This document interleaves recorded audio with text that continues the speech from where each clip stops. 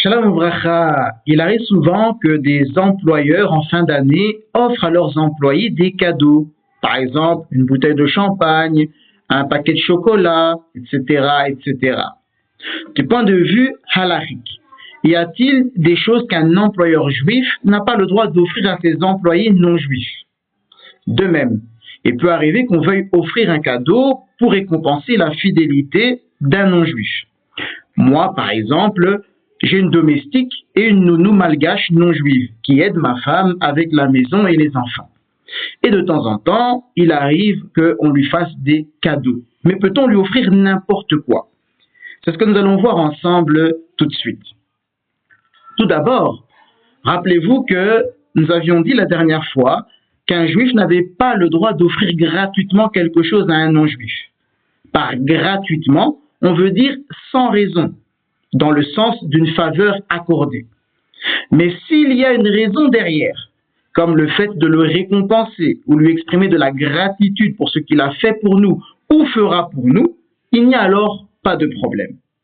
Mais maintenant, quand bien même nous serions dans un cas qui légitime d'offrir quelque chose à un non-juif, cela ne signifie pas qu'on puisse lui offrir n'importe quoi.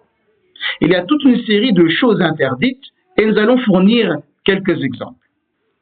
Premièrement, il faut éviter d'offrir aux non-juifs du vin non kasher. Le vin produit sans la supervision d'un juif pratiquant est appelé sefam yenam et sa consommation est interdite par la halacha. Mais si ce vin non kasher n'a pas été produit dans le cadre d'une idolâtrie et ne sera pas utilisé pour de l'idolâtrie, il existe une mahloukef quant à savoir s'il sera permis ou non d'en tirer profit, c'est-à-dire d'en tirer un bénéfice financier, par exemple en le vendant, ou d'en faire profiter quelqu'un d'autre de quelque manière que ce soit, par exemple en l'offrant. Le Rama, Rabbi Moshe Isserles Zerat Tzadik Livracha, dans ses gloses sur le Shulchan Aruch, dans la partie Yoreh De'a, le Siman 123, le Seif numéro 1, rapporte les deux avis et tranche qu'en raison de cette mahloukef, il est préférable d'être mahmir, sauf en cas de perte financière substantielle. Il est donc inapproprié d'acheter du vin non kasher pour l'offrir en cadeau à un non-juif, car cela revient à tirer profit de sefam yenam. De plus, même le juif qui a reçu une bouteille de vin non kasher en cadeau ne peut l'offrir à un non-juif, car il tirerait alors profit de sefam yenam, ce qui, selon l'avis strict cité précédemment, est interdit.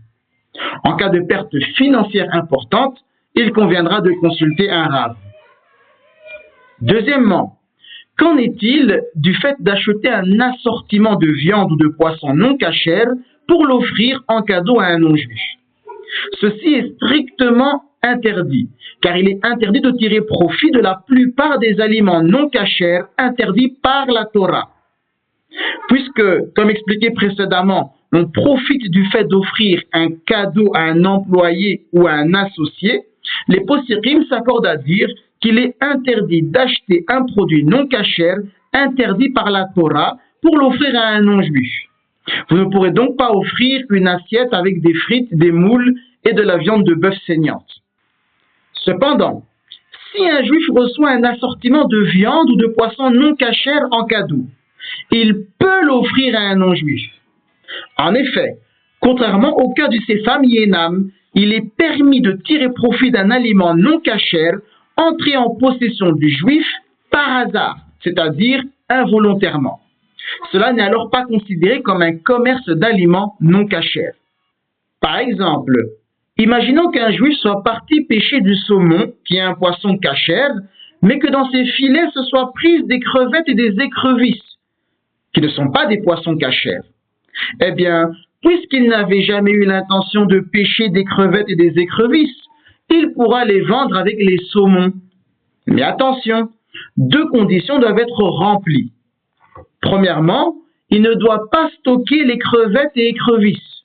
Et deuxièmement, il doit les vendre le jour même où il les a pêchés. C'est afin d'éviter qu'ils ne se mélangent avec des produits autorisés ou que l'on soit tenté de les manger.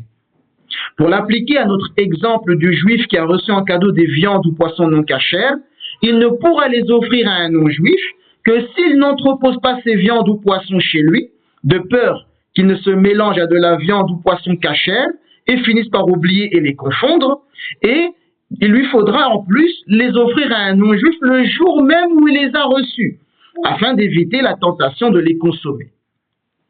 Troisièmement, sera-t-il permis pour un juif d'acheter un assortiment de fromage non cachère pour l'offrir en cadeau à un non-juif? Eh bien, cela est autorisé, car il est permis de faire du commerce avec des aliments non cachers interdits par les rabbins. Puisque l'exigence de contrôle du fromage est d'origine rabbinique et non thoraïque, on peut faire du commerce avec du fromage non contrôlé. Il est donc permis d'en acheter et d'en offrir en cadeau à un non-juif. Comme nous pouvons le voir dans le Shulchan Aruch, la partie Yoredia, le Siman 117, le séif numéro 1, ainsi que dans le Darchet Teshuvah, à la référence à votre écran. Mais attention, si le fromage non contrôlé est connu pour contenir des éléments non cachers interdits par la Torah, alors on ne peut pas acheter ce fromage pour le donner à un non-juif. À travers ces trois exemples, je vous ai illustré trois règles. La première est que, concernant le vin non cachère, il existe une mahloqef quant à savoir s'il serait permis d'en offrir aux non-juifs, et qu'en raison de cela, il est préférable d'être mahmir. La deuxième est qu'il est strictement interdit d'offrir aux non-juifs des produits dont la consommation est explicitement interdite aux juifs dans la Torah. Et la troisième est que si la consommation d'un produit n'est interdite aux juifs qu'en vertu d'une loi rabbinique, on pourra l'offrir à un non-juif dès lors qu'on est certain qu'il ne contient aucun ingrédient interdit par la Torah. Kol tov, hazak uvarour.